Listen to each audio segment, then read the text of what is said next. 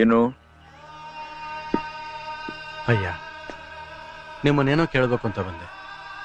ಆದರೆ ನಿಮ್ಮ ನೋಡಿದ ತಕ್ಷಣ ನಂಗೆ ಯಾಕೋ ಮಾತೇ ಬರ್ತಿಲ್ಲ. ನಿಮ್ಮ ನೋಡಿ ಸಂತೋಷ ಆಯ್ತು.